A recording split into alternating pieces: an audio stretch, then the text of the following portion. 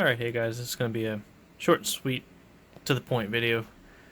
So, for Rangers, if you've ever had your airbag light flashing and it was code 27, where the airbag light on your gauge cluster will flash twice, pause, and then flash 7 times repeatedly, and then it'll be a solid airbag light after I think it cycles like 4 or 5 times. I guess to try to get your attention. But that code means that your switch for your passenger side airbag that you can switch on and off that's next to your ashtray in the bottom, the light that's on that has burnt out because since it can't complete the circuit, it'll throw that fault code 2727. And some people will say like, "Oh, you can't fix it. You got to buy the $100 one or whatever it is from Ford dealership or something." That's not the case. Come on. With basic knowledge of how to solder and, you know, 20-30 minutes of your time, you can take it out and replace the light bulb yourself. Now, mine I've already taken out, and it's very simple to take it out. There's just a few bolts, and the whole switch will basically pop out. The top on the plastic has just tabs that you can pop out with a screwdriver. It's nothing complicated. Once you pop that out, the actual board is just sitting there like that, so you can just lift it out. Like I said, like I've already done. And once you do that, the light will be soldered onto the board. This camera does not want to focus today. The upper right, these two right here, the light will be on the other side. Obviously, like I said, I've already taken mine out, desoldered it.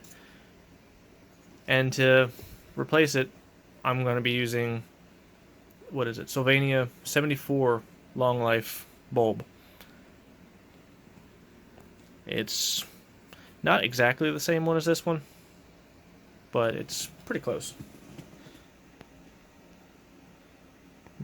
I forget the actual part number. There's another one you can get from Radio Shack, but in my local area, the Radio Shack's out of business, so I can't order online because it says that the bulb that's the exact same one as this one is out of stock online for Radio Shack. So next best thing, go to Advanced Auto, get yourself a Sylvania 74 long life battery bulb, and solder that in.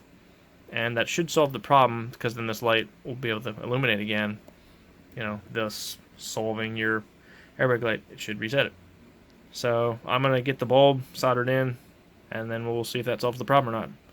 It should, because what I've read on all the forums, that's basically a very simple common problem once these trucks kind of get up in age, especially if you have the switch always switched to off. The light's always going to be illuminated, and it's not an LED, so it's a film, and it'll burn out eventually. You can use an LED bulb, but at the same time, if you don't have a resistor wired in with that also, even when it's off and the key is off, there will be a slight glow because it always has like a slight current draw or something there. So I'm just going to, like I said, use this Sylvania 74. And that one, it should turn completely off. Till then.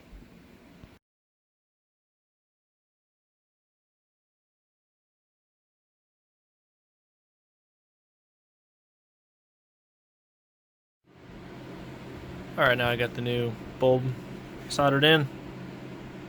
Said long line 74. All you have to do with these, since I didn't get the actual correct one, the little prongs that are, on the side of the bulb, because usually it would go in a spade connector, you just bend them straight, and then you can stick it into the board.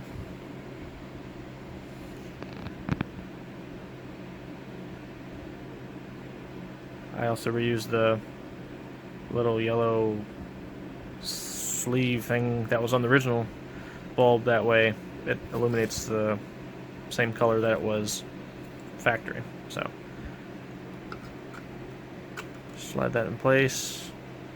So they're a little more flimsy, like I said, the leads aren't as straight, but it should do just fine. So all you have to do is just kind of bend it down a little bit more. That should light up just good. It doesn't go down all the way, but that should be just fine.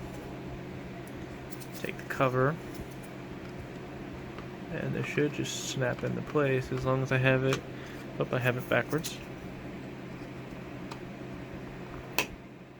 Whoop.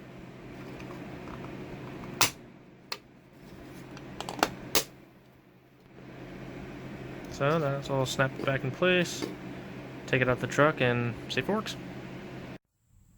Okay, now we're in my Ranger.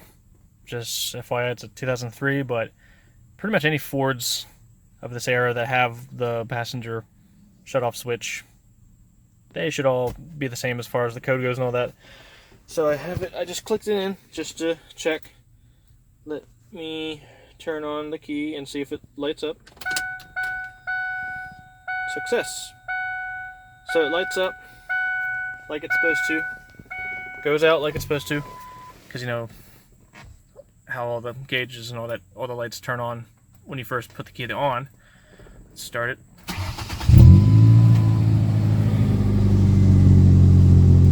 I have it illuminated because I have it switched to off. Let's see if it actually clears the airbag light or not. The light went off, and it appears that it's not coming back on, so that seemed to fix it.